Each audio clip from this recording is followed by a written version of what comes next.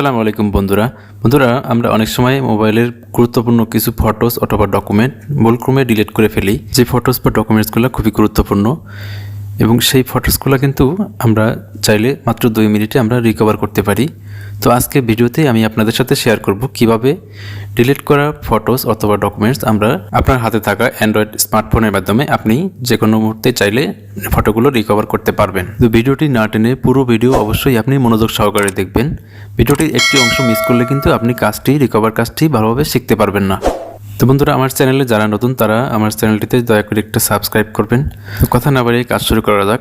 প্রথমে আমরা Google play স্টোরে ঢুকবো। গুগল প্লে স্টোরে ঢুকে আমরা ডিস্ক ডিগার ফটো রিকভারি লিখে সার্চ করব। আপনারা এখানে দেখতে পাচ্ছেন ডিস্ক ডিগার ফটো রিকভারি অ্যাপ্লিকেশনটি চলে এসেছে।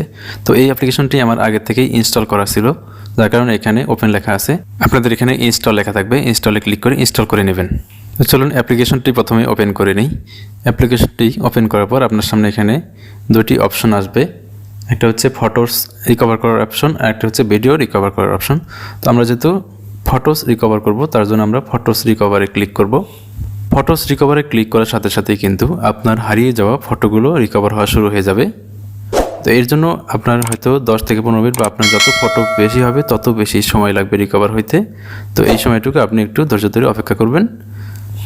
তারপর যখন রিকভার শেষ হয়ে যাবে তখন আপনি সেই ফটোগুলো আপনার গ্যালারিতে রিকভার করবেন। তো আমার কিন্তু ফটো রিকভার হয়ে গেছে। এখানে আপনি দেখতে পাচ্ছেন, নিচের দিকে স্ক্রল করে দেখুন অনেকগুলো ছবি এখানে রিকভার হয়ে গেছে। দেখতে পাচ্ছেন অনেকগুলো ছবি এখানে আছে। যতগুলো ছবি আমি ডিলিট করেছি সবগুলো এখানে রিকভার হয়ে গেছে। এখন এখান থেকে আপনি যেই ফটোগুলো আপনার গ্যালারিতে সেভ করতে চান সেই ফটোগুলোতে টাচ করে আপনি টিকমার্ক দিয়ে দিবেন। টিকমার্ক দেওয়ার পর আপনি রিকভারে ক্লিক করবেন।